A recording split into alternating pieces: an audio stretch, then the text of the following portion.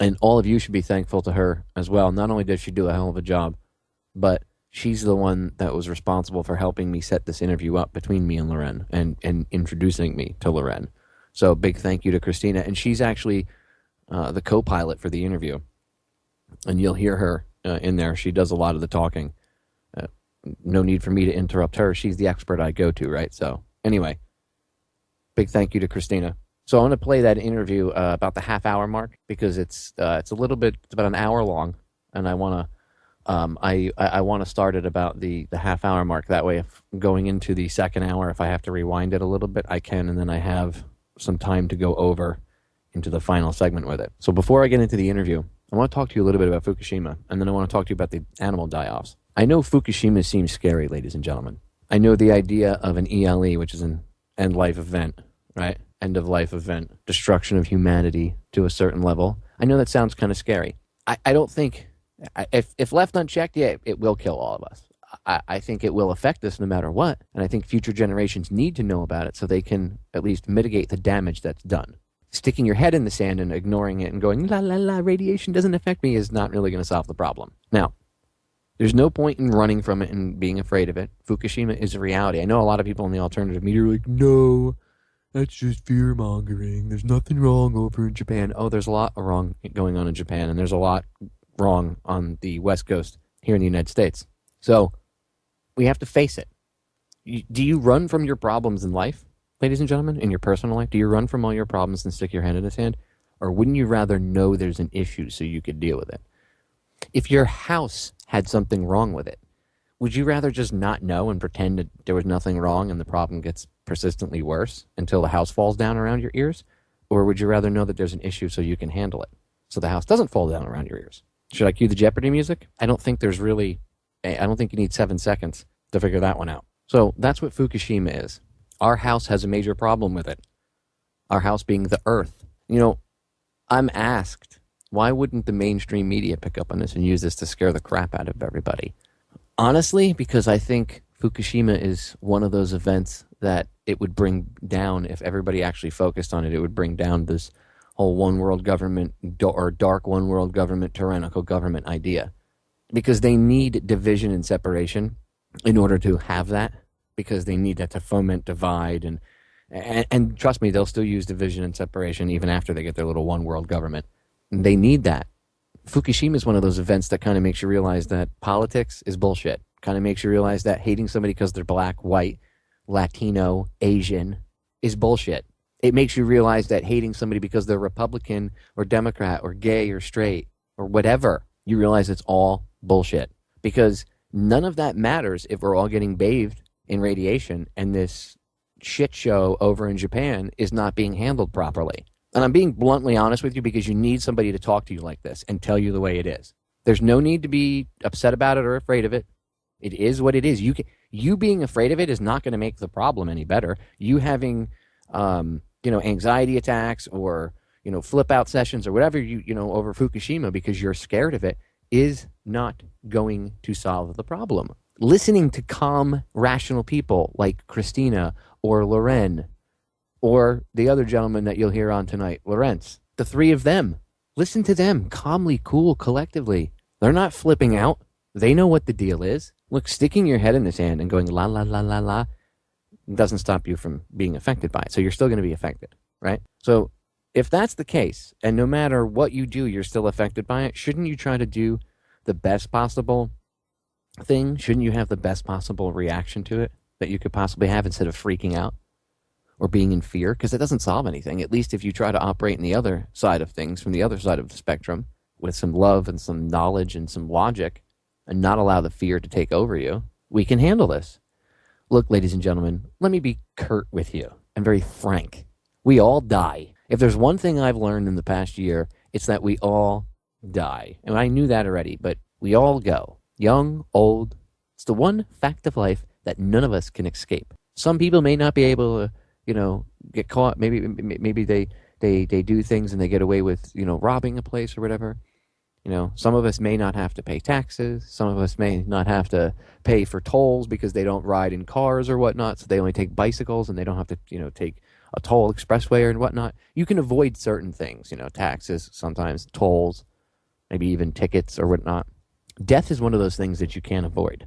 So, since you can't avoid it, and we all have to face it one day, it's an inevitability, right? Wishing it away, wanting it away, hoping it doesn't happen is not going to happen. We all die. So understanding that, you shouldn't have any fear of it anymore. It's just as much a part of your experience as living is. Once you understand that, you don't fear death anymore. And you learn to live your life to the fullest while you're here. And you learn to live your life in the best possible way and to make your life count while you're here. Everybody freaks out about dying. Nobody really worries about how they live. And that's what we really should be doing, is worrying about how we live. And part of that is responding to situations in real world, bad, scary things like Fukushima and how we deal with it. Does it suck that thing is leaking and spewing radiation? Yes, it does. It's horrible. It can be frightening, ladies and gentlemen. But you know what? Like I said, there's really nothing to fear, is there? Because we all make that transition one day. So if you can deal with that and if you can accept that, you can get beyond your fear of death, and then you'll be willing to face things differently. Trust me. But you have to actually realize it and accept it yourself. You can't just listen to me tell you. You have to look inside yourself. You have to decide that you want to be the change. You have to actually walk the walk and not just talk the talk. So with that in mind, ladies and gentlemen, when you look at Fukushima, do not be afraid, because we can handle this. Look, some of our generation, and I mean millions of people worldwide, the older generations, people in their 30s and 40s, it's probably too late for us. There's a lot of us who have probably gotten lifespans shortened. Maybe we won't live to be, in our 80s or 90s. Maybe we'll only live to be in our 60s or 70s now because of Fukushima. And who knows, if it keeps going, how low that will drop. But what about your grandkids? What about your grandkids, the children that aren't even born yet? You may have a 2 or 3 year old grandchild. You still look at them like a babe. Popeye, I don't want to think about them having children. They're too young for that. But you should think about their grandchildren is what you should be thinking about. Because that is your spawn too. You should be thinking 10 steps ahead, ladies and gentlemen. That should concern you. You should be worried about the future of the planet. What kind of planet we leave for future generations. That should be motivation enough for you right there. And no, it's not all doom and gloom. Yes, radiation's bad, but look, there's things that can be done. We're just not doing them. I'm not saying it's going to make it go away. We now have to learn to live with this reality, but maybe we should have learned to deal with this, 4 years ago? I mean, this thing's just, it's a machine. Christina described it best. It's just a radiation spewing monster that's non-stop. It's just going. The on switch is broken in the on position, and it's not going in the off position anytime soon. And we need to come up with a way to deal with it. I have news for you, by the way. TEPCO admits that they don't even have technology currently that would be sufficient to clean it up and deal with it. The same TEPCO that you thought, by the way, that had all this problem solved, and don't worry, these Fukushima fearmongers. You know what? Yeah, there were some people in the alternative media that took advantage of the situation and went out and bought large quantities of iodine and then sold it. Okay? And you know what? That's not everybody. That's not everybody that does this and talks about it. A lot of the people that do this and speak about Fukushima don't make any money. They get nothing in return other than trying to bring you some factual information. Yes, just like with anything, when you look into Fukushima, just like with 9/11 or JFK, you will find some misinformation or disinformation. TEPCO's out there putting up tons of it. It's going to happen. Be rational, be calm. Try to listen and pay attention to the people that are reporting the truth and that you can verify what they say. Don't just read a headline and go, oh my God. And by the way, you shouldn't do that with anything. That's part of the problem with Facebook and Twitter. People don't even read the articles. They read the headline and then tweet it out or retweet it or whatever, or post it on Facebook, repost or to a group or to a page or whatever. They don't even read the article. They only post it specifically based off of the title. That's not the way to be, ladies and gentlemen. Come on, we're better than that. In alternative media, we need you people to step up to the plate. My fellow compatriots here in the alternative media, where are you? I know not all of you are fools. Come on. There's a lot of smart people out there. Don't be afraid to be called a fearmonger because you look into Fukushima. Radiation's a real problem. Maybe we should be a little bit more worried about it. Maybe if you were paying attention more to it, you'd see that TEPCO has absolutely zero control over what's going on over there right now. That alone should be a very sobering thought. Japan passed a secrecy law. You can't talk about what goes on at Fukushima or you could go to jail. That's not shady. What is that? To curb conspiracy theories? Bullshit.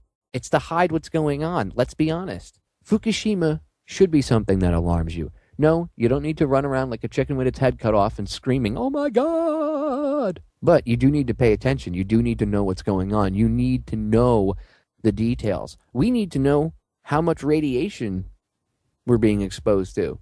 There's machines that different universities had all over that did, that played with nukes or did, nuke testing or, that kind of science and stuff. And all over the country they had, and I forget what they're called. Christina would know. They were machines that basically tested the amount of radiation in a given substance, whether it be, you put a piece of metal in there, you put a piece of dead animal or meat, cup of milk, whatever, and it would test and tell you the amount of radiation. I forget what they're called, but it would tell you the amount of radiation and what type was in there. Well, after Fukushima, the government came and picked all those machines up from all the universities that had them. So nobody has them anymore. Why would they do that? Wouldn't you, after a nuke event, a criticality, whatever happened over there, wouldn't you want that stuff so you could bring samples in of tuna and animals that are dying off on the West Coast like now and give them to these universities to study to see what's in their tissue? But you can't because all these universities have had their stuff taken away. Now, I know people that have sent or tried to find universities to send stuff to get dead animals or other things that they're trying to get sampled to see the levels of radiation in it. And they were told this by these different universities. We can't test it because the federal government came and took our equipment after the Fukushima event. You don't think that's shady, ladies and gentlemen? How about the fact that they upped the acceptable levels of radiation in your food and in your water and in the air and in the soil? Yeah, after Fukushima, the United States government responded to the event by raising the acceptable limits of radiation in your food, water, air, and the ground. And you, basically. That should give you pause. So they don't care. And yeah, they're going to tell you it doesn't affect us. I haven't seen the news talk about it. Yeah, they're not testing for it. Canada turned off their meters. I don't even think we're monitoring our meters at this point. A couple of years ago, I did a show. A couple of years, like 2012, I think it was, or 2013, I did a show about radiated tuna in the Pacific Ocean. And that all the tuna that they were testing was coming back radiated. That's not a conspiracy theory. It's true. I mean, a leaking nuke plant causing problems this isn't the first time this has happened, so people should be like, well, we don't have any precedent set for this. Oh, I don't know, Chernobyl, 3 Mile Island. The list keeps on going. Hello? People, come on. Seriously. This is an ongoing event. Maybe we should be worried about this than Tom Brady and his friggin' Deflategate. Maybe? Everybody's worried about Tom Brady and a football. Let me ask you a question. Does Tom Brady deflating his football affect your food, water, air, and ground, and your children's lives, and their unborn children's lives, and their unborn children's lives? Does Tom Brady have any effect? No, he doesn't. He doesn't. Tom Brady doesn't have an effect on much of things, apparently. That's why apparently he has to deflate his football to have some, throw it better, whatever the hell was the case, better grip on it. So even your hero is an illusion. You get it? Stop paying attention to that. Pay attention to the real stuff. We need good minds like you out there, ladies and gentlemen. Seriously. Who do you think's going to solve this? Obviously not these idiots over at TEPCO or not our government. And remember, the government's compartmentalized, so it doesn't have to be the whole government just in on it. No, you just have to have it from high up. You do this, and this is, and that's it. And compartmentalization works as easily as this guy and this guy, and this guy, all each have an individual job. And each one of those guys only knows what they need to know to get their job done. That's compartmentalization. It's that simple. Maybe they're told by their supervisor, oh, Fukushima is not an issue, and they trust their supervisor. Wouldn't be the first time somebody trusted their boss and was lied to. And it doesn't mean that the boss is lying to them willfully going, ha ha ha, I'm going to poison everybody. He's probably buying what he's told too, because he's been taught to follow orders and to trust in authority. You see how easy it is to get people to believe anything you want when you're taught to obey authority and follow the logical fallacy of appeal to authority without any question whatsoever? It's amazing what Pavlovian programming can do to us, ladies and gentlemen.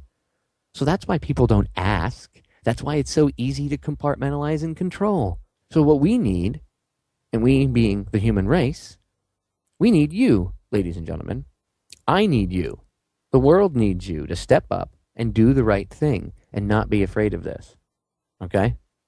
So I want to take a few minutes before I get into the deep, dark, scary Fukushima and what's going on over in the Pacific Ocean to have a reality check with you, so to speak. I'm not ripping that off, Rebecca. TM. I want you to understand that there's no point in running around and being afraid of it and ignoring it because it's scary. It's something that we all have to face. So let's do it with some logic, and let's do it together, and let's figure this out. And like I said before, this would bring down the whole New World Order agenda, because instead of having a controlled event where they could bring something in that they totally control to have their version of a one world government, if everybody realized that this doesn't affect anybody, or excuse me, this affects everybody, and it doesn't, you know, the politics and the separation really don't affect anybody, only if we allow it to, then their game would be over. Their method of control would be gone. Maybe that's one of the reasons they don't talk about Fukushima too much. And then, of course, there's always the monetary factor, all the money, all of the other nuke plants.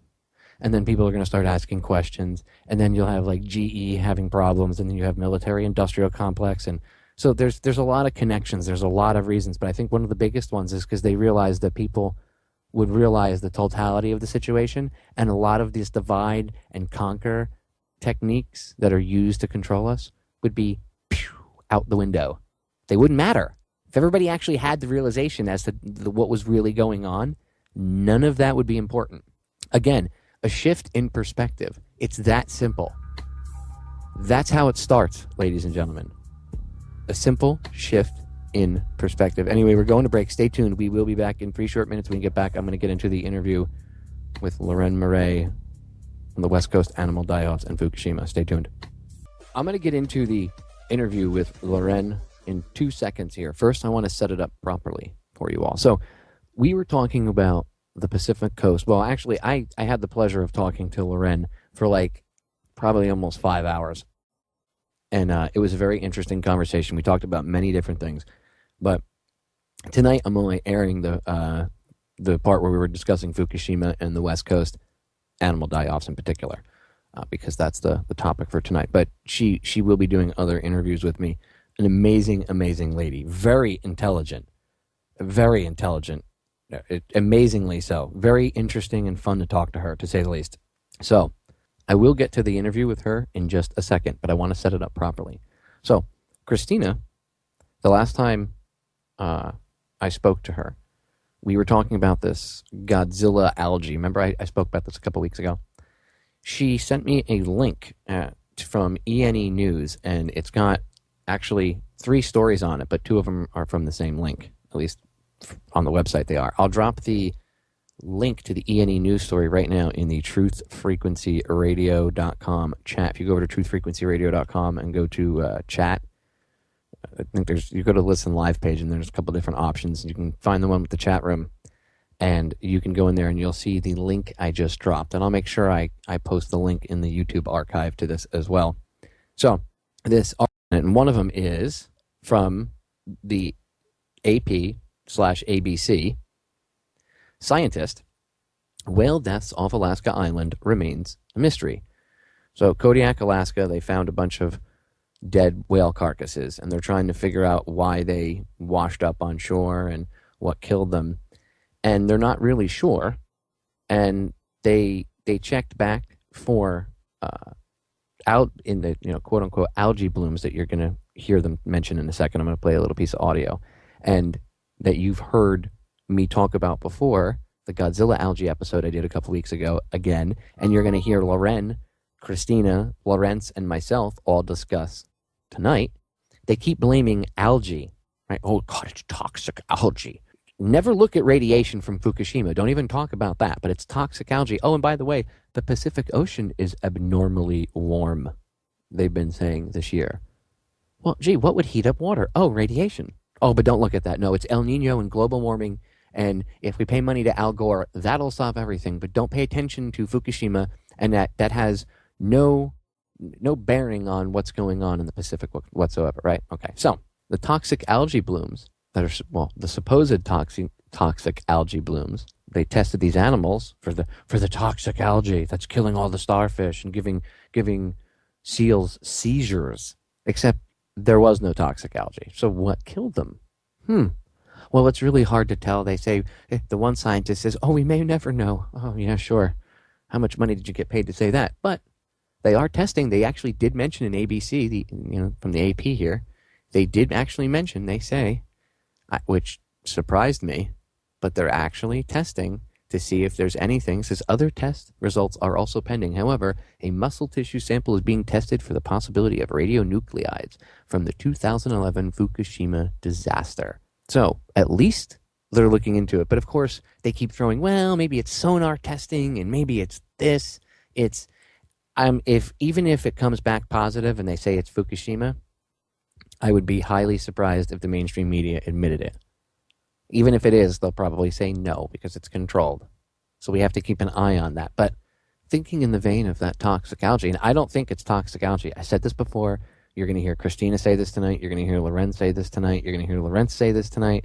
And you'll hear me say it again tonight. None of us think it's toxic algae. Anybody with half a brain in their head shouldn't think it's toxic algae. And even if it was toxic algae, like I said when I spoke to Christina multiple times about this on air, and like I said on that show, the Godzilla algae episode I did, if it is algae, quote unquote, oh, scary algae, well, maybe we should question why it's suddenly killing things that it never killed.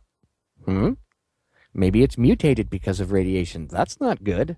That's not good at all. And you'll hear Lorenz talk tonight about how there's algae. They found algae growing around Fukushima. So perhaps algae can adapt to radiation? Oh, that's not cool. Maybe you really do have Godzilla algae. And then maybe bacteria can do the same thing. Oh, that wouldn't be good. And then, of course, the starfish are melting. So even if it wasn't the radiation melting them, and they weren't getting starfish chemo because of the radiated water and they breathe it in and they use it like blood and stuff. So even if they weren't getting starfish chemo, which they are, wouldn't a mutant bacteria or algae mutated by radiation give you some level of pause? I know it would me. Anyway, so the other one, dead fish, wildlife in the Aleutians may be victims of toxic algae outbreak. Here's the mainstream news report, and then I'm going to play the interview from Loren. It's important that you hear this so you get the full interview in full context. Scientists have been receiving reports of dead and dying whales, birds, and small fish in the Aleutian Islands. They think it might be from toxic algae proliferating due to unusually warm ocean temperatures. KUCB's John Ryan reports. Bruce Wright with the Aleutian Pribilof Islands Association says all the signs point to the region having a major outbreak of harmful algae. Wright says it could be the algae that caused paralytic shellfish poisoning. The algae that generate domoic acid are another possible culprit. Melissa Good with the University of Alaska Fairbanks has been looking for the microscopic green suspects around Unalaska. They're a suspected cause for some of the mass deaths we've been seeing, the 10 fin whales that were spotted dead off of Kodiak Island. I know ADAC has seen a lot of dead birds. King Cove, I believe False Pass, have been washing up, and we don't know what the causes of that yet either. But in the past, we've seen incidences where sand lance, a little plankton-eating fish, was accumulating these high toxins from these algae in their system. The birds were eating these sand lance, these small forage fish, and were dying. And no one's that I know of is sure yet what happened. This week, Good has been taking water samples around Unalaska and shipping them off to labs for full analysis. But even just looking in her microscope on Thursday, she found large numbers of the domoic acid algae in one of her recent water samples. She's also sampled the stomach of a stellar sea lion that washed up dead recently on Unalaska's Summer Bay. That's after she shooed away the eagles feasting on the remains. Well, I didn't see anything external that looked like a cause of death. Sometimes there's gunshot wounds, ship strikes. Those things can be very obvious. She thinks toxic algae might have killed it. A sea lion that washed up dead last year near here had very high levels of PSP. Standing next to this fresh, 10-foot-long carcass, Good says people in the Aleutians should be wary of eating clams or mussels right now. We just don't know if they're going to be toxic or not. You're taking a lot of risks there. Crabs don't keep the toxins in their meat, but in their digestive tract. Scientists warn people to remove any dark viscera from crabs before cooking them. Shellfish in King Cove and Falls Pass recently have tested for twice the level of toxins that the FDA says is safe. Potentially harmful algae are always present in seawater, but it's only when they bloom into dense concentrations that they can cause much harm to the things that eat them. One of the largest harmful algal blooms ever recorded has been taking place this year from California up through British Columbia. Officials in 3 states have closed beaches to razor clamming and other types of shellfish harvesting. Researchers think the West Coast bloom and recent events in Alaska are related to unusually warm water temperatures. Here's Melissa Good again. We are seeing large blooms throughout Alaska of different species. When you get warmer water temperatures, they become more prolific. They bloom. You're getting a high concentration of algae. Good says paralytic shellfish poisoning appears to be getting more common in the Aleutians due to increasing water temperatures. She's waiting for results on her samples for more conclusive answers. In Unalaska, I'm John Ryan. So there you go, ladies and gentlemen. That's the mainstream report as to what's going on right now. And of course, they blame toxic algae. Again, even if, let's say it is toxic algae, what is suddenly making this stuff so toxic that there's animals that they've admitted in other reports that there's animals that are being affected by this that have never been affected before, and they don't understand why. They don't understand. How about the starfish melting? Where's the answer for that? They're turning into piles of goo. Can you explain? Can you tell me why? Can you tell me exactly why starfish are turning into goo? Can you explain to me that? Last time I checked, when I was a kid, starfish were pretty hard, and they kind of had they got that texture to them on top. And when they're alive, you can move them around a little bit, but you know what I mean? These things are turning into piles of goo, ladies and gentlemen. That's not normal. Oh, it could be because of warmer waters in the Pacific. Well, maybe we should look into tons of radioactive water over the course of 4 years, perhaps heating up the Pacific, at least. Just saying. Maybe we should just think about it. Take 5 minutes to think. Fukushima's not a problem. Oh, sure, yeah. Fukushima would never have an effect over the course of 4 years unchecked, right? The problem is most people that look into it think that the Fukushima disaster has been handled and is under control. So they don't take it in, again, compartmentalization, even with knowledge. These people don't know, and if they don't know, well, then they're not going to take it as, take it into account as maybe a causal factor. So there's that, too. It's not like, well, these people are evil, all these scientists know. They probably don't know. It's the easiest way to have somebody do what you want is have them doing it without them even realizing it. So if they're not even thinking about it, rather than, they don't even want to think about that, the powers that shouldn't be, don't even want these scientists to think about it. So it's not even on their radar, out of sight, out of mind. With that, I want to get to my interview with Loren. This lady is a fountain of knowledge, ladies and gentlemen. You should go check out her website. It's lorenmurray.info, I believe, if I remember correctly. I'll make sure I double check that while you listen to the interview. Lorenz plugs everything at the end of the interview, all of their social media stuff, where you can email them at the site and everything. So don't worry, any information that you might want to be able to go check her work out further and get in contact with her will be there. And ladies and gentlemen, if you live on the West Coast and you have any type of information about animal die-offs, if you have pictures or video, or you go out and you check the wildlife and you see mutations, take pictures, take video, contact RadChick on Twitter. It's at RadChick, the number 4, cast. The at symbol, RadChick, the number 4, cast. Send them to her. Email Loren. Her email info will be at the end of the interview. Their ever ongoing research needs to have people like you out there who are willing to go out and take pictures and video and samples and look at stuff and say, hey, look what I found. We need other researchers out there. And if you find something, if you come across something, don't hesitate to reach out to them. That's what they do all day long. They research, and you'd be helping them greatly. So anyway, without further ado, I want to get to the interview with Loren Murray. Ladies and gentlemen, it is with great honor that I introduce you to Loren Murray, Laurence Batiste, and of course, you all know my co-pilot, Christina Consolo, aka Ratchick. Here's the interview with Loren. It's really a pleasure. This is our first interview with you. And Popeye, without you and without Christina, this would never have happened. So we have to thank you and the audience for being here too. I was one of the first women to graduate from the University of California at Davis in 1968 with a Bachelor of Science degree in geology.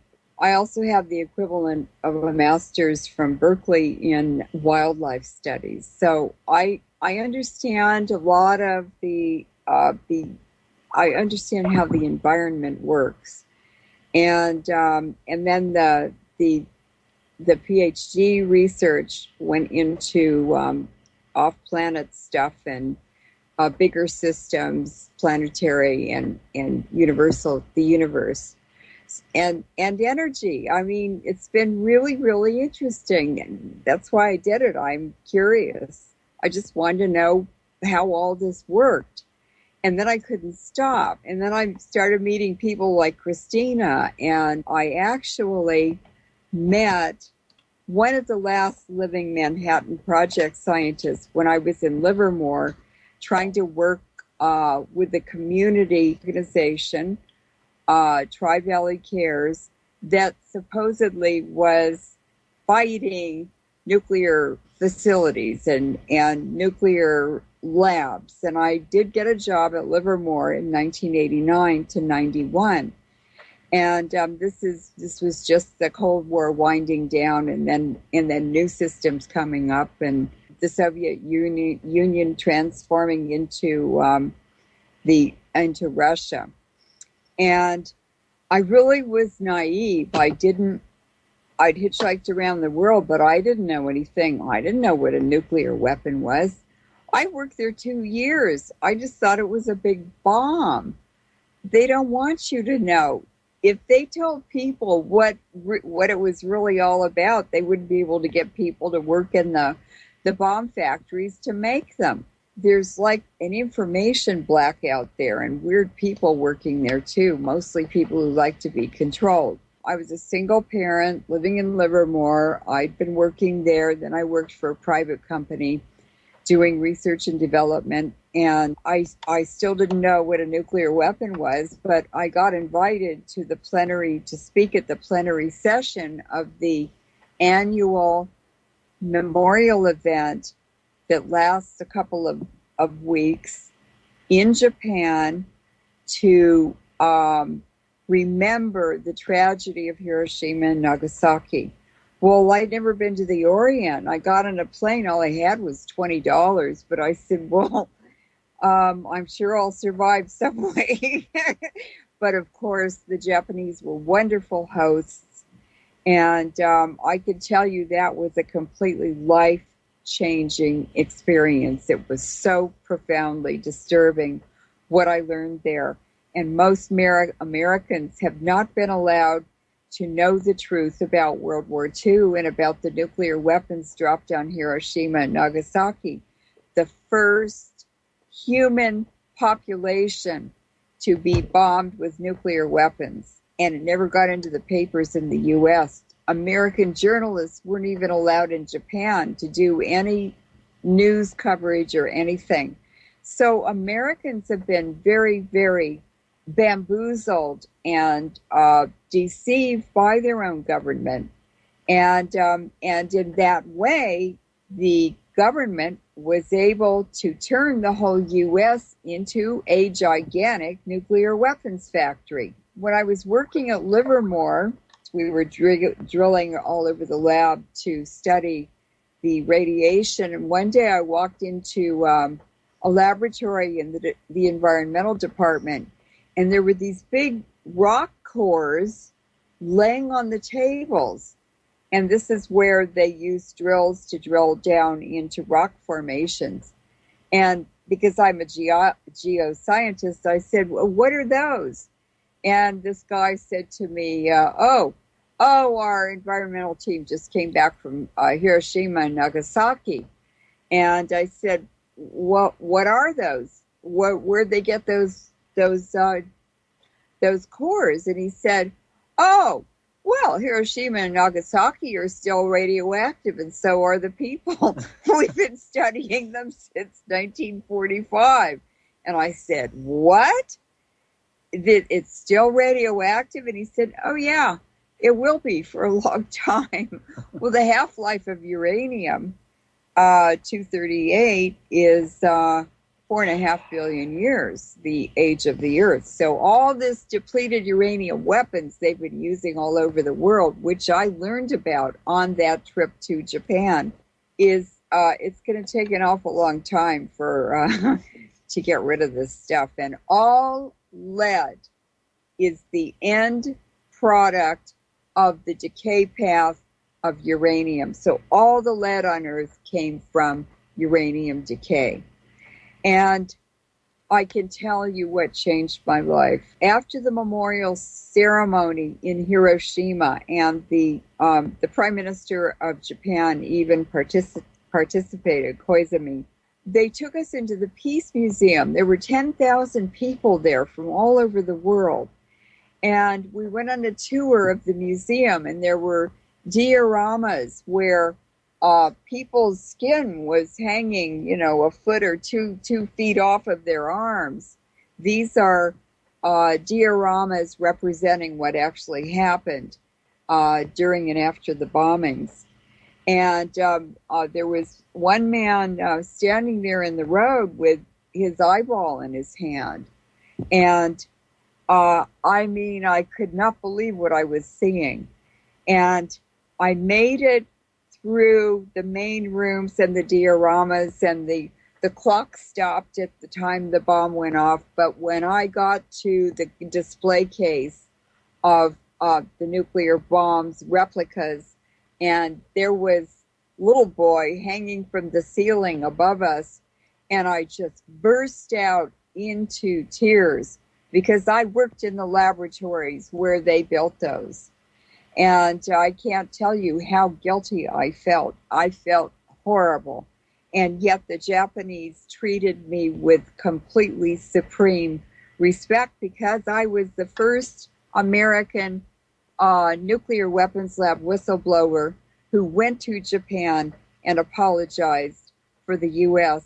bombing that country. And if I could mention right now, what Loren was doing at Livermore was a project on attempting to clean up some of the mess that has been made in the, quote, peaceful nuclear industry, the atoms for peace, the reactors, anyone?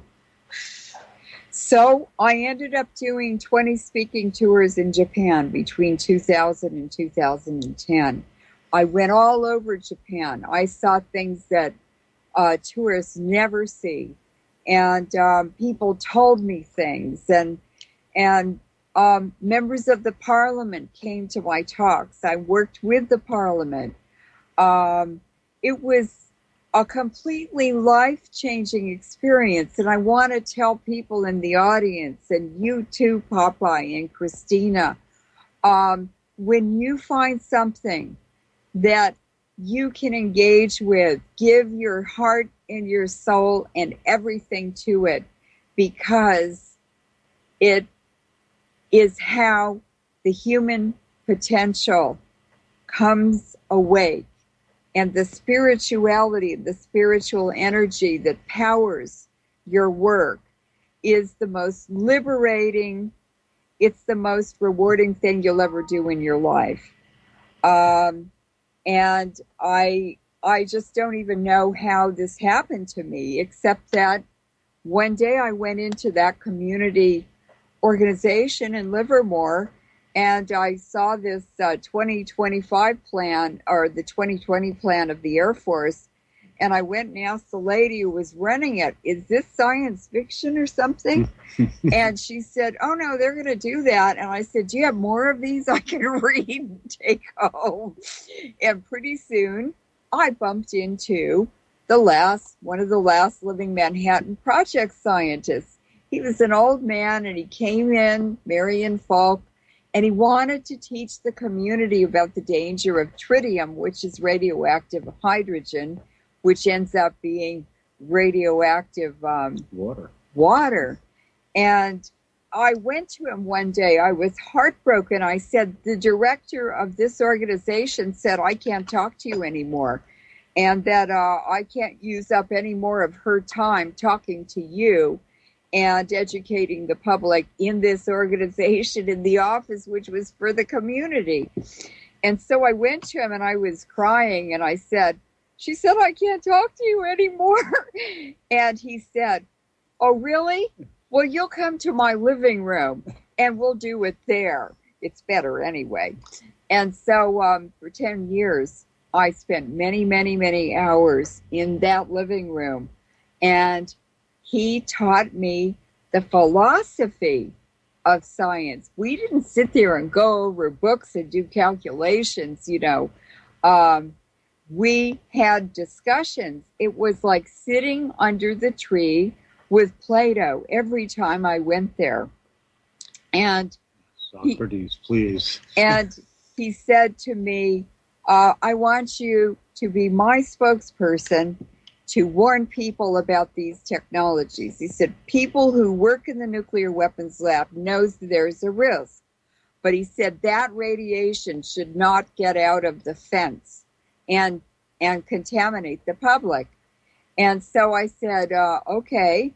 And I just got swept up in it with a complete passion. And I didn't even know what I was doing. I just was doing it. I just got up every morning and I said, I'm going to do this, and I'm going to do this, and I'm going to do this. And pretty soon I started getting invitations to speak around the world. And so I would call him. I would send him cards. I wanted to keep him alive. I loved him. And he gave me social self-confidence. He gave me scientific self-confidence. And I'm going to tell you something. When men start helping a woman, you better pay attention, because that woman is trying to bring information to the public or trying to do something that the men recognize is very important. I'm going to pause it right there, ladies and gentlemen, because the top of the hour break is sneaking up on us. I can hear it. Stay tuned. We can get back. I'll rewind it about 2 minutes so you can pick it up with the full context of what she's talking about right now. We'll be back 3 short minutes. My interview with Loren Murray, Lorenz Batiste, and of course, the ever-lovable Christina Consolo, a.k.a. Radchick. Big shout out and bow to all 3 of them for the amazing work they all do to enlighten humanity. Stay tuned, ladies and gentlemen. 3 short minutes. We will be right back. Ladies and gentlemen, we are back with hour number 2 here on tonight's live edition of Down the Rabbit Hole. I am your host, Popeye, from federaljack.com, popeyeradio.com, and of course my YouTube archive channel, DTRH Radio Archives. That's Delta Tango Romeo Hotel Radio Archives over on YouTube. Go subscribe to it. Check it out. All of my stuff is there.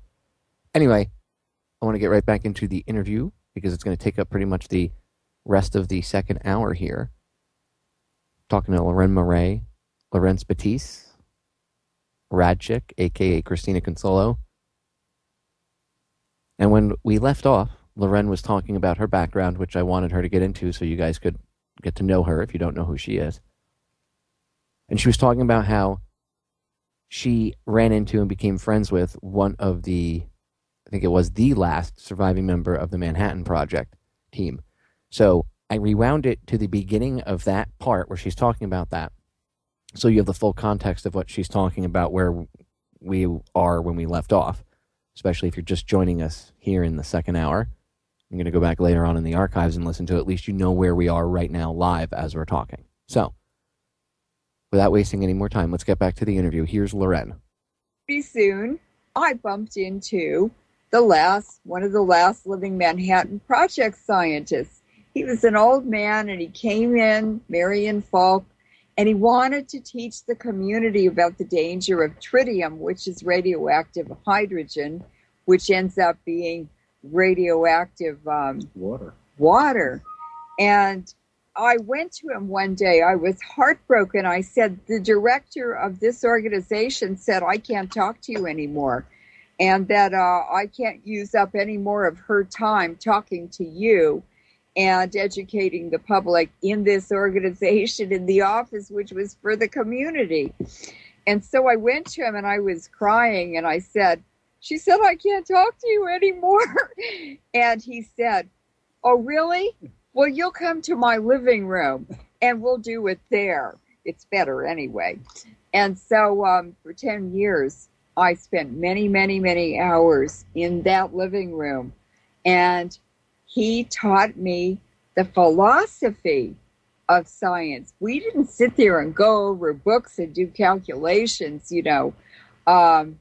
We had discussions. It was like sitting under the tree with Plato every time I went there.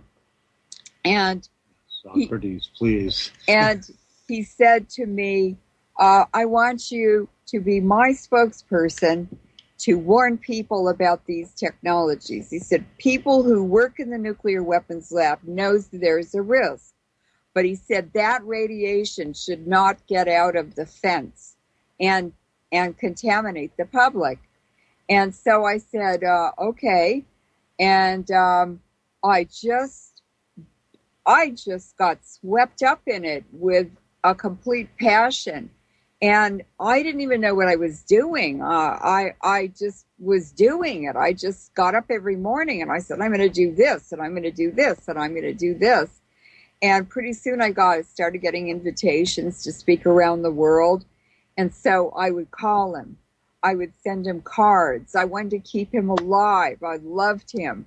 And he gave me social self-confidence. He gave me scientific self-confidence. And I'm going to tell you something. When men start helping a woman, you better pay attention, because that woman is trying to bring information to the public or trying to do something that the men recognize is very important.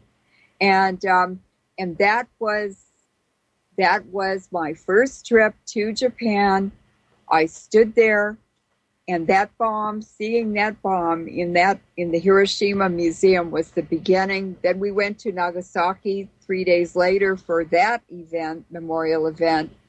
And I saw the photos taken within an hour after Nagasaki was bombed by a Japanese photographer. And there was a picture of a young woman with a baby in her arms. Her kimono was blown open, and she was nursing her dying baby. And her hair was all messed up from the blast. And I started crying, and I said, that woman could be me. That woman could be any woman with a baby in the world. What are they doing? And I said, I have to dedicate the rest of my life to this issue, because there's nothing more important.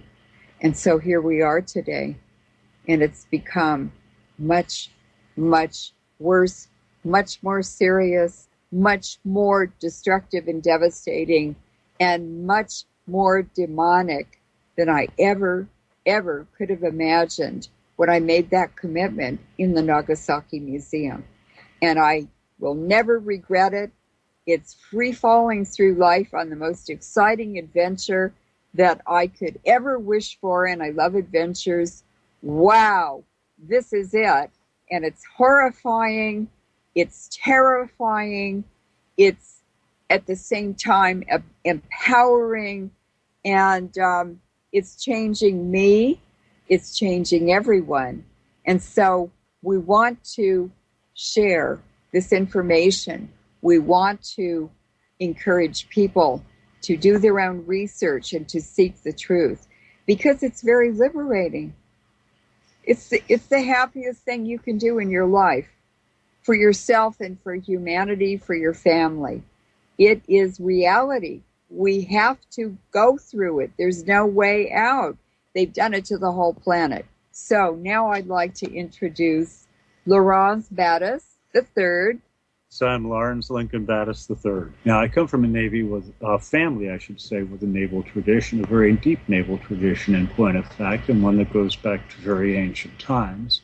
The most recent expression of it being my paternal grandfather, who commanded a corvette, an anti-submarine ship in the North Atlantic in World War I. I went into the Navy after having been part of the successful Vietnam protests, bringing that whole thing to a halt, and then making the mistake of going home thinking that we were finished. It's never over. That's the easiest way of putting it. But I decided to go into the Navy and see, among other things, if there was anything left to salvage while I got the rest of my journalism education. And I went to the Defense Information School at Fort Benjamin Harrison, which was quite an advanced place. It was a free world school. 148 nations participated there. Very large place. And a very high-end place, very high-caliber university. And I got a print journalism degree out of there, and I was invited to stay for additional courses, and I wound up staying for everything, all the way up to and including the closed-circuit television courses, advanced photography, all of those things. And so I came out of the Defense Information School with a very complete journalism degree. I spent 5 years active in the Navy. During that time, we participated in the Iranian hostage rescue attempt. We were one of the support ships up there in the Arabian Sea. So that's who I am. Let's look at what's going on the West Coast. I'm going to play a news clip for you guys really quick. It's about 2 minutes. It's from King 5 News up in Washington State. And it's about this, what, like I said earlier, I call the Godzilla algae. And after the news clip, Loren and Larry, I would really love to get your take on it. So first, here's the news clip, and then I'll get what you guys think about it. Here we go. Washington scientists are conducting an emergency survey of an unprecedented toxic algae bloom in the Pacific. The bloom is so big, it extends from Southern California to Alaska. In this video that may be difficult to watch, King 5's Allison Morrow shows us how it's affecting marine life in ways never seen before.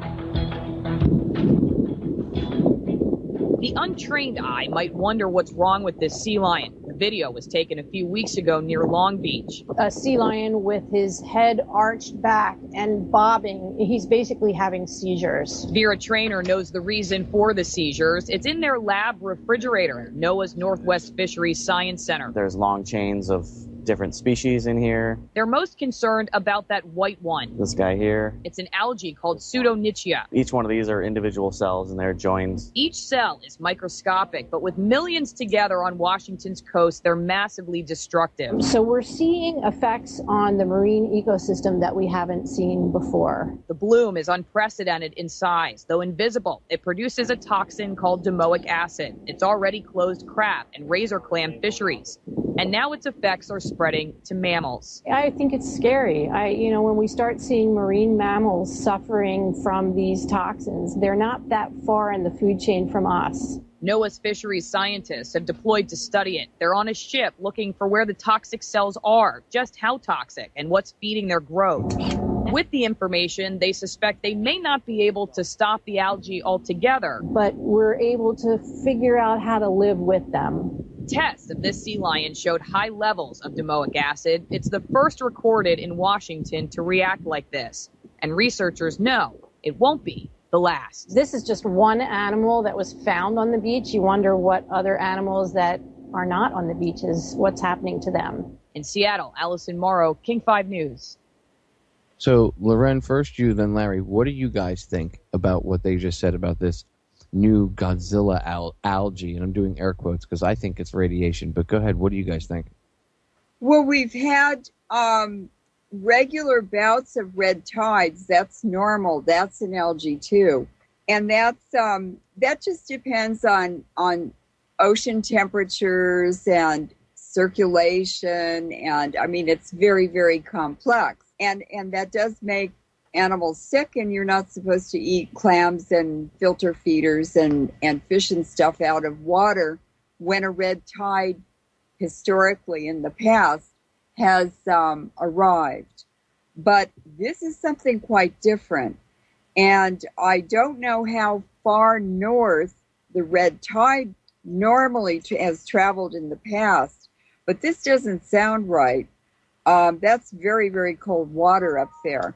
And the red tide is coming from warmer, more central Pacific water. Sounds to me like there are big pulses of radiation released from Fukushima being released now. The whole system is completely out of control. Larry, what's your take on what's going on in the West Coast with the algae and, like as I said, the Godzilla algae / Godzilla bacteria?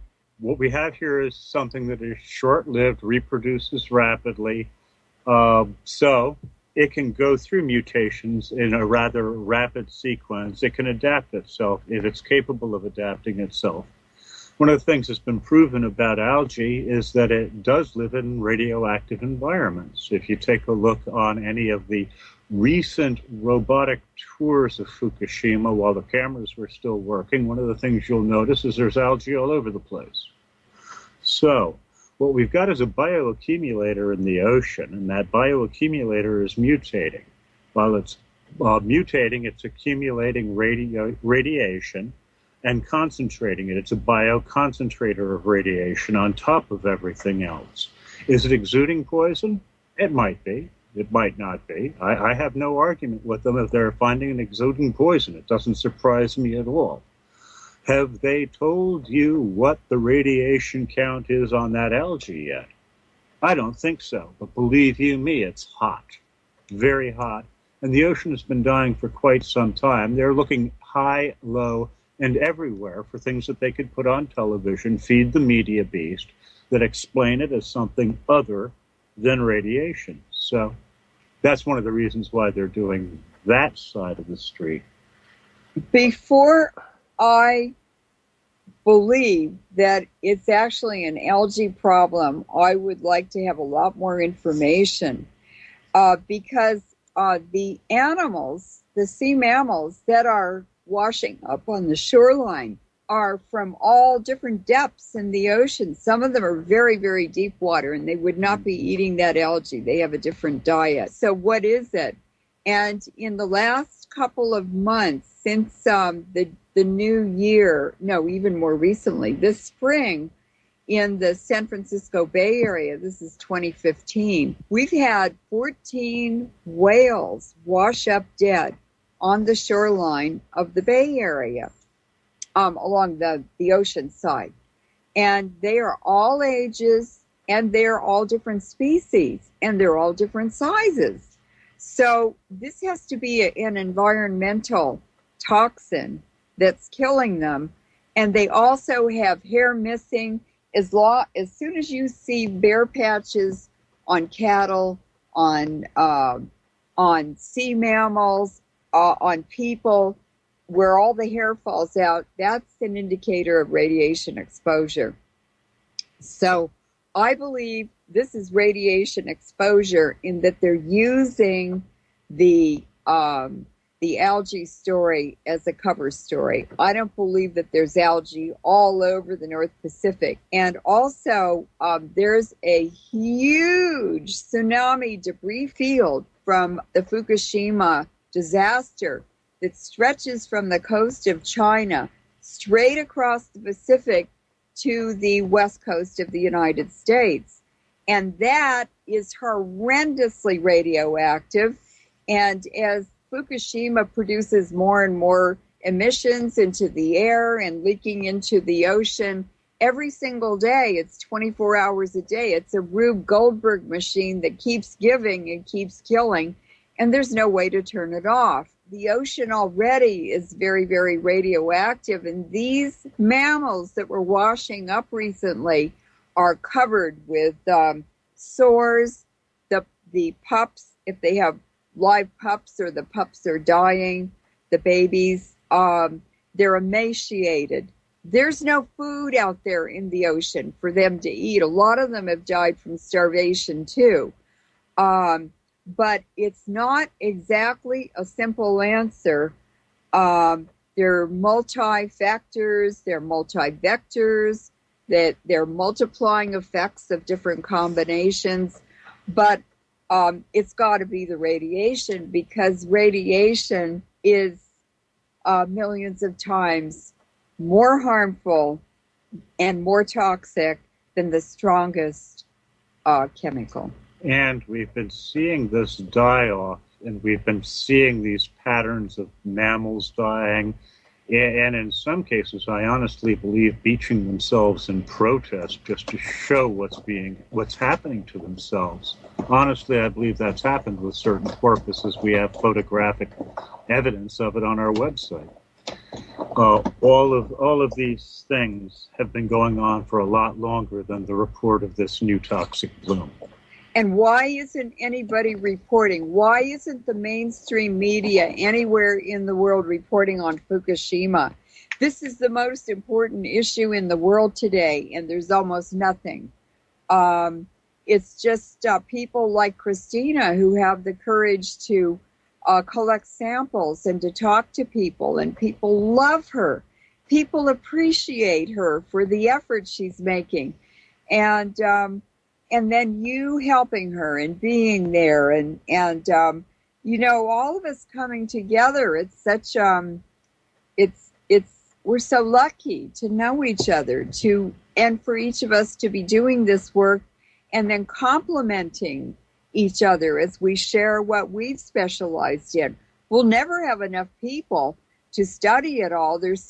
It absolutely affects everything. So anyone who wants to join us, come on in. Seriously now, so much to study, so little time. And now, guys, I'm going to introduce the guest co-host for the evening, because she's been sitting here patiently waiting to talk to you both and say hello to you, and then chime in about the Godzilla algae / bacteria over on the West Coast.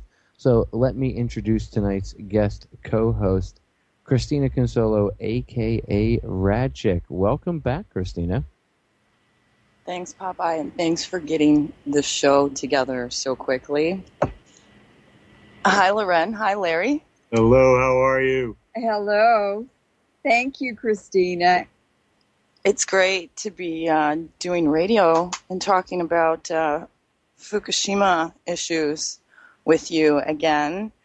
And as soon as I heard about this monstrous algae bloom, I told Popeye about the interview that you and I did with Jim Fetzer in October of 2013. And that interview continues to get just heavy traffic on my YouTube channel, because there's been so much that's happened since then. And I actually went back and I listened to it a few days ago, and Popeye listened to it too. In fact, we're going to play a couple of short clips from that interview, because I'd like for you to hear some of the things that you said in light of what's happening now. So we'll get to that in a little bit. But there's been a few things that really bothered me about this algae bloom too. Mm-hmm. And one of the quotes, and I believe it was in the clip that he played earlier. Let me see here. It was from a woman at NOAA, Vera Trainer. She's the manager of the Marine Biotoxin Program at NOAA. And it was reported by the Daily Breeze on June 20th that what makes this particular algae bloom so unusual is that other debilitating toxins have been found alongside of it, and in some cases infecting the same animals. And I started going through, some of the California online papers, and I went to Any News and I started searching through there, and there were just a few things that really stood out. And at the time you and I did the interview with Jim Fetzer, all we were really dealing with at that point were the sick seals in Alaska, the sick walruses, the polar bears that were losing hair and getting lesions, And then we were just at the beginning stages of the starfish epidemic. Right. The melting starfish. And at that time, they weren't even really calling it anything yet. They were saying on the news the starfish were turning to goo. And you said that to Fetzer, and Fetzer was like, oh, my God. I mean, that's what he said during this interview. And, I mean, look what's happened since. At the time, this was just happening in a couple places around Vancouver. Yeah. Now it's, Washington, Oregon, down all the way down to San Diego, and now it's moved up to Alaska. And they didn't know what was causing it. They didn't, they've been saying all along they didn't know. Now they say that they do know, and it's a virus that's been around for at least 40 years. And the part they can't figure out is why all of a sudden it's affecting all these starfish. So, I'm thinking right away immune system, and so many of the things that have happened to some of the animals, some of the mammals, some of the sea creatures, seems like it could be immune system related. And then I came across a story that was posted in the Laguna Beach, and it's funny you said you had spent some time or you had lived there as a kid. Lived there, yeah. Okay.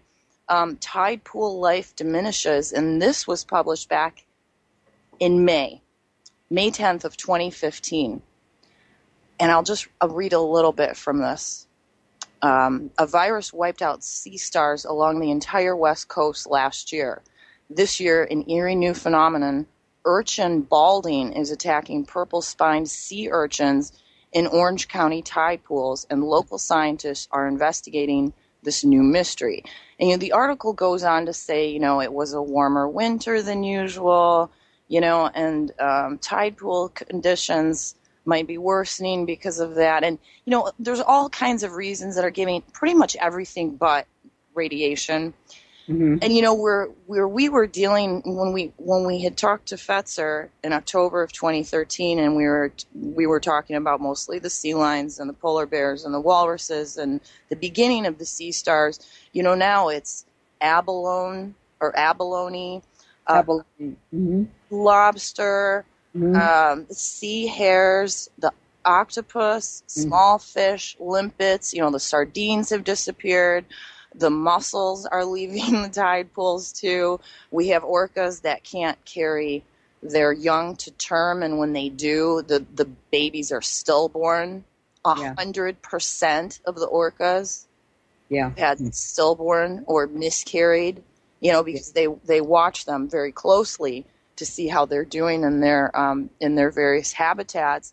And now, the whales washing up. And right at the beginning, when Fukushima first happened, within a couple of months, I think it might have been June of 2011, they were already finding radioactive whales. And Japan, China, and Russia had all reported that these whales were highly radioactive, which makes sense because whales feed on plankton. And what I know from doing, so many interviews with you and from the work of like Paul Langley's nuclear blog is that, the U.S. Army has known since 1955, basically, if not even before that, that plankton bioconcentrates radiation. I want to pause it right there. I want to rewind it 30 seconds so you can hear Christina's full comment about plankton and the bioaccumulation of radiation. Stay tuned. Final segment coming up. Don't go anywhere. U.S. Army has known since 1955, basically, if not even before that, that plankton bioconcentrates radiation at least 1,000 times more than the surrounding seawater. And, everyone's always testing the seawater. Woods Hole wants to test the seawater when they should be testing the plankton. And, somebody did test the plankton. And I found this article on E&E News dated March 18th of 2012. I had a really hard time finding this. Cesium found in plankton 600 kilometers away from the Fukushima plant. And the source of this was the Yomiuri Shimbun newspaper. The radioactivity measurements that they posted found in the plankton 600 kilometers away already in March of 2012 was 56.4 becquerels per kilogram of dry state plankton. That was cesium-137. In follow-up surveys, they also found cesium-134, which only has a 2-year half-life, in plankton at the same levels that they found cesium-137. So, I mean, that was the highest that they found. And then there was one more publication that was from May 22nd of 2013, and this was from Kyoto. Researchers find high cesium in some Pacific plankton. And the levels here were 10.5 becquerels. And that was the last time anyone had tested plankton. And since then, no one has even suggested it. They, of course, never talk about Fukushima anything when it comes to any of these sea life problems, the algae bloom. You know, at least address it and let's rule it out. Because it seems pretty obvious when you know that an algae bloom will happen because of like a imbalance in nutrients, like there's a lot of nutrients or fertilizers or runoff or something that will cause algae blooms to form. How do you get an algae bloom that stretches from San Diego to Alaska? You know, what kind of nutrients are we talking here? It's a cover story. Yeah. How did that MOX fuel get into those reactors when the governor of that prefecture had outlawed it? And governors have top command and make all decisions irregardless of what the federal government wants in Japan. The governor is king of his kingdom, and the federal government works with all of them, but they do not tell the governor what to do in his prefecture. Well, you know, we have social media, too, that can clue us into some of these things when they're happening. And for a while, nosebleed in Japan was like one of their top trending, you know, words. And there was a story that was posted on Any News Today from a nonprofit group that posted some people from Japan, and they said every single person that they hosted had health problems. They had blood stains all over their pillowcases when the people went to like wash their bedding. And one of the moms had said most of the mothers that she knows from Tokyo and Fukushima have thyroid problems, eye problems, nosebleeds. I mean, after a while, they're not going to be able to cover this up forever. When you know, I mean, there's enough people, I think, that are clued into it now, at least there, that you would think they would be avoiding or at least trying to mitigate for certain things in their diet. And you and I had actually talked during the Fetzer interview about some rad readings that were taken off fish that was published by the Vancouver Sun. And we're going to play that clip to see what Canadians have been eating. Yeah, number 9 ties into that too. Back in 2012, the Vancouver Sun reported cesium-137 being found in a very high percentage of the fish that Japan was selling to Canada. 73% of the mackerel tested, 91% of the halibut, 92% of the sardines. Of course, now the sardines from here have disappeared. 93% of the tuna and eel, 94% of the cod and anchovies, and 100% of the carp, seaweed, shark, and monkfish. 100%. 100%, and that is because the levels in these different fish depend on their diet.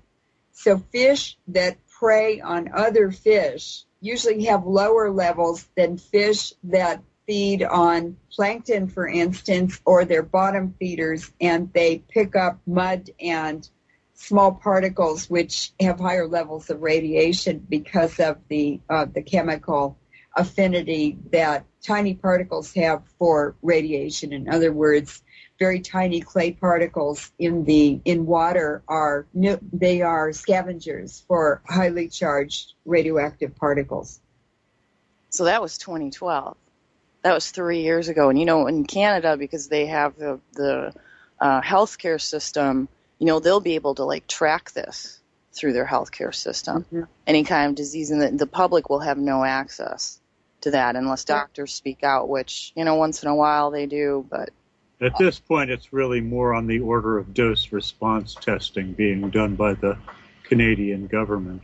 Now, what people don't realize is that nearly 2,000 radioactive isotopes are produced in a fissioning process, and that's what's coming out of burning and coming out of the fuel rods.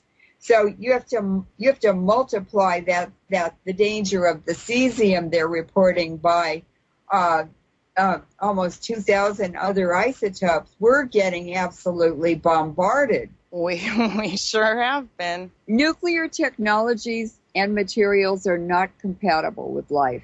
Period. Loren and Larry, we have one more clip that we want to play from the Fetzer interview, and I think this would be a good time to do it. It's about 4 minutes long. Okay. If I pick up on number 11, people developing cancer from eating contaminated fish, what I'm stunned by this is that it seems to be having such a rapid effect. I mean, here we have this Daniel Hirsch, a nuclear policy lecturer at UC Santa Cruz, who's telling Global Security Newswire we could have large numbers of cancer from ingestion of fish, and I take it they're already showing up.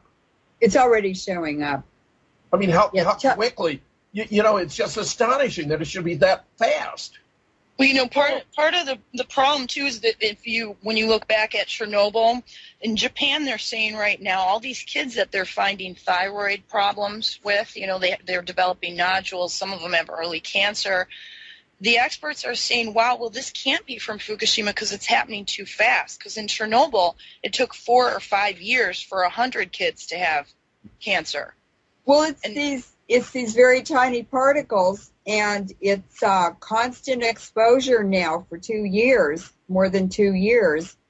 And Fukushima, Chernobyl was just one exposure, and they put the lid on it, they put a sarcophagus on it and stopped it. This is constant daily 24-hour-a-day releases of low-level and not-so-low-level radiation. And by April of 2011, just 2 months after Fukushima, air samples and air filters in cars were analyzed by Dr. Chris Busby. And he calculated that by April, the radiation concentrations in the air in Japan around the Fukushima area indicated that the equivalent of 300 Chernobyls had occurred. We're talking now, from this new evidence about spherical particles, we're talking about all those fuel rods or large numbers of fuel rods in the cooling pools that are now empty, are releasing huge new amounts of extremely toxic sphericals.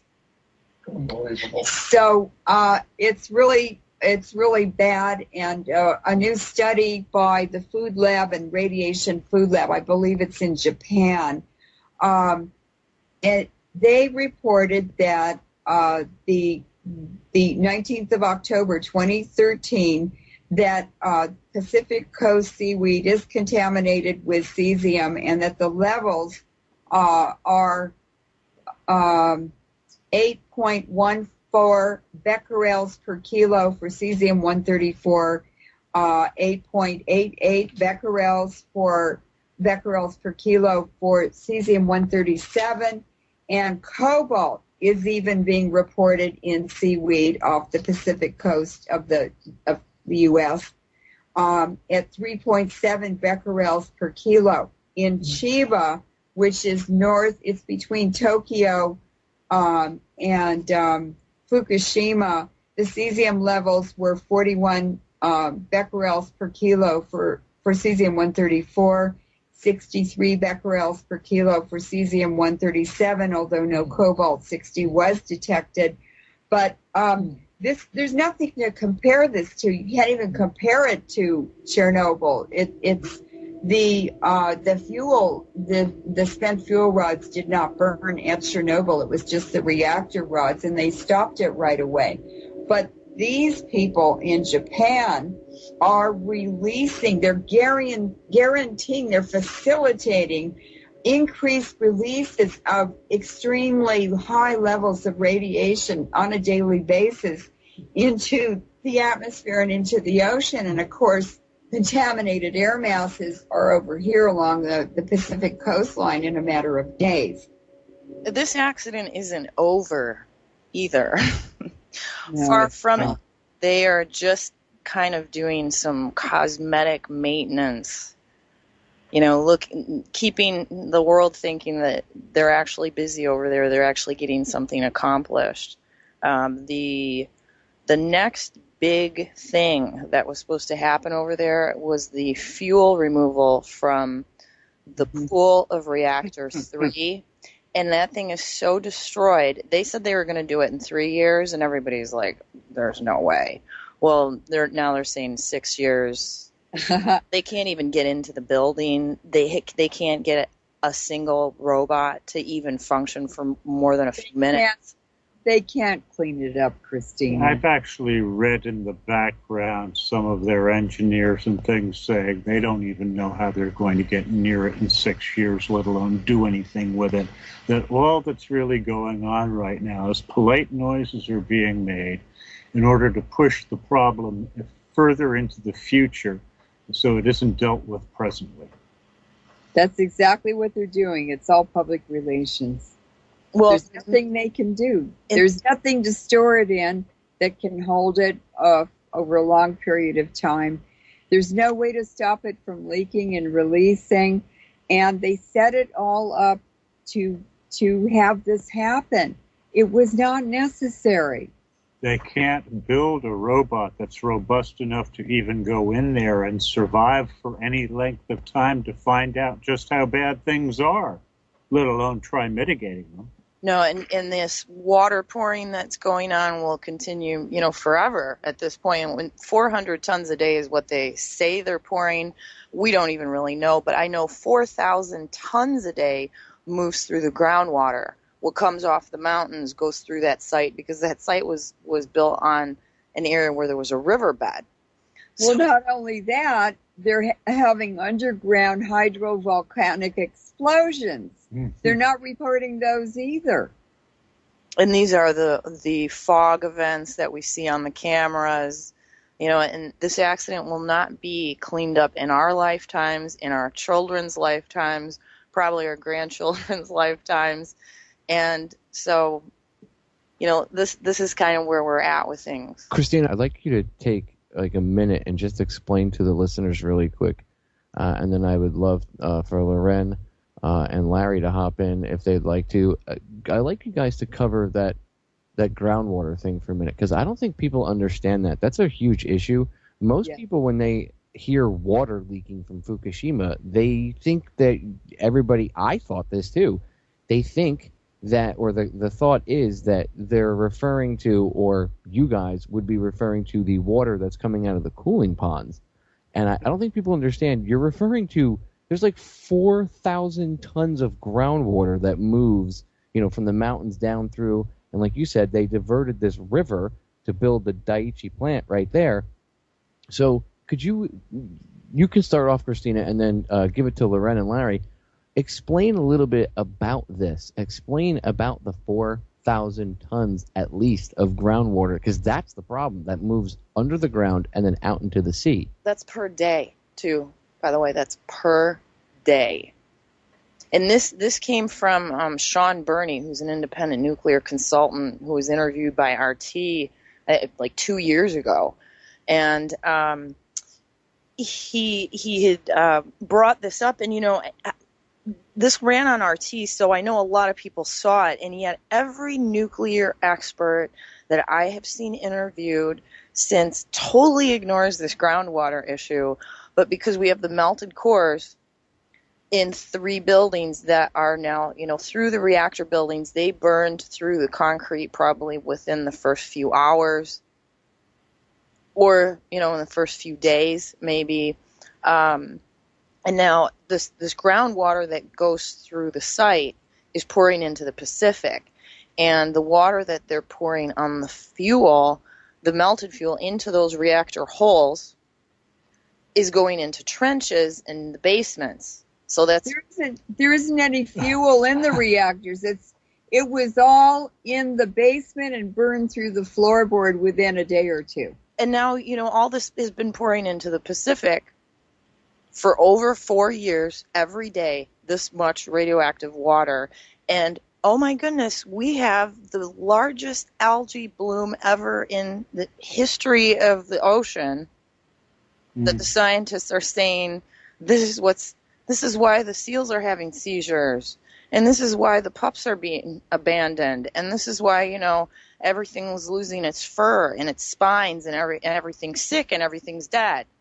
That's algae bloom bullshit. It's because of what's been pouring into the Pacific for over 4 years now. This is the propaganda that is being fed via the controlled media to the consuming public in the United States. That's correct. Because when you ingest algae that has toxic substances in it, it damages the liver. The liver processes all those toxins and neutralizes them and protects the body. But it doesn't make the hair fall out and conjoin twins and the spine to fall apart and see the starfish to melt. This is definitely a cover-up of nuclear events that are out of control at Fukushima, but they have to say something to the public, and they have to lie. So I don't believe anything TEPCO says, nothing that General Electric says. And I sure don't believe most of what our government says either. We're going to do future interviews about the Wigner effect and how the aviation industry may be affected by this, the contamination of the air column, which is now all the way up to lower orbital space. And, yes. We had a SpaceX rocket that blew up today. Another one. This is on third time. Antares rocket that blew up 3 or 4 months ago, and we had the Virgin Galactic rocket that also blew up. And wheels are falling off planes and landing in people's kitchens in Quebec. And I mean, every day there's something crazy, and the people are like, don't they do safety checks? Like, how can a wheel just fall off a plane and go through an apartment building? And there have been a lot of accidents on what are those roller coasters? And then I had messages from Canada around the Toronto area. Ski lifts just stopped working. They had damage from the Wigner effects, and the skiers were trapped in the air for 4 or 5 hours waiting to get for the repair to happen.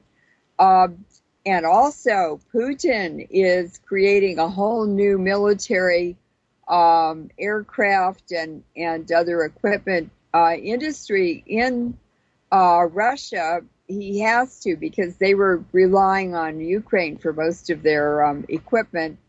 And there are new planes being designed, and they have a plastic coating, some special coating on all the surfaces of the plane, on the outside of the plane. So it is changing and transforming the airline industry, and it's very important to follow that, because you get confirmation that it is a problem and what kinds of solutions they're using, and then what are the geopolitical aims and outcome? What is the benefit, or who's making money on this scam? So this is just an ongoing problem that, with unintended consequences, that just is never going to die. Well, there's no shortage of material to do future radio shows, just on the radiation aspect alone. And we'll keep on this algae bloom situation too. Well, we have to. There are very few people reporting on The it. death of the oceans is the real story. Well, yeah, because that's where like a large amount of our food comes from, and it's amazing how many people in this country do not pay attention to what's going on at all. They don't worry about. They'll worry about it when all the food is dying off and there's nothing left to eat but like pine cones and tree bark and each other. Well, then maybe they'll care about it. Guys, I want to thank the two of you for giving us so much time tonight to talk about Fukushima and radiation and everything else and get into detail about this because, you know, like you guys just both stated, nobody's talking about the sea life being poisoned, the oceans being poisoned. And Loren, you made a comment, and you know, we can end with this, but you made a comment in that interview with Fetzer 2 years ago that I find highly disturbing. That it was something to the effect of by 2020 the entire Pacific will be irradiated, and that's a really sobering thought, especially understanding what you were talking about earlier with the underground, well, not underground, but underwater river, you know, that current that moves around the entire planet from, you know, different spot to different spot, you know, like down here in southern Florida and all the way up through the East Coast. It's called the Gulf Stream. So, right. And that connects into the rest of this huge river. So if all that connects, eventually the Pacific is going to bleed out into everything else. Yes, It does. It Exactly. it already has, and it's called the Great Conveyor Belt. Right around the world. It's the whole world. It's the whole planet. Loren, Larry, I want to thank the two of you so much for taking all of this time tonight. And the listeners, I know you guys won't really appreciate the sacrifice that Loren and Larry made today for us by coming and talking to us, because a lot of this will be edited down to fit into 2 hours, but it's about a 4-hour interview in total so far. I just want to thank the two of you for taking so much time out of your day. I know you two are very busy. You know, you spend a lot of time during the course of the day, the two of you, doing research, and then you're like normal humans, you also have your own lives. So I really do appreciate this, and I know Christina does as well. So thank the two of you. Thank you from like the bottom of my heart, the bottom of the listeners' hearts, and from Christina. Thank you so much. Well, thank you. It's been a really, really very nice interview.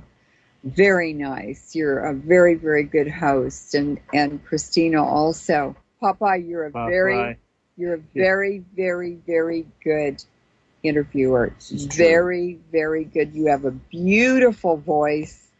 You have a great sense of timing, and you let the people talk and get the information and everything out. It makes the interview really fun and really, really more spontaneous. That the audience likes that better too. Yeah, you've got a very good sense of what the right question is to ask next. Yeah, Thank your you. fingers on the pulse. You know what's going on. You're in control. It's a very nice interview. I just thank you for helping us get the information out, and we're looking forward to hopefully more interviews in the future. So, thank you very much. Yes. Papa, yeah, I wanted to thank you, and I wanted to thank Radchick for having us on, for having us here for this interview. We do appreciate the opportunity and the variety of venues that we get out onto, and our friends who are serious about this. As far as websites go, yes, please, by all means, do visit LorenMoret.info. That's LEURENMORET.info.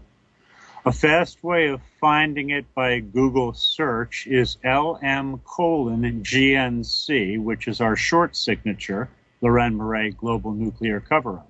It's very user-friendly. It's very informative. And, of course, our intent is to educate the public.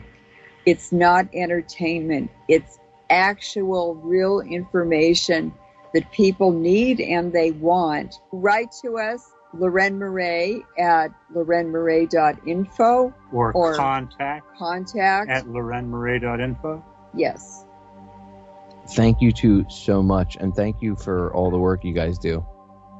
Thank you, and thank Christina, and you're wonderful people. It's wonderful to know you, and we really appreciate what both of you are doing. Really appreciate it.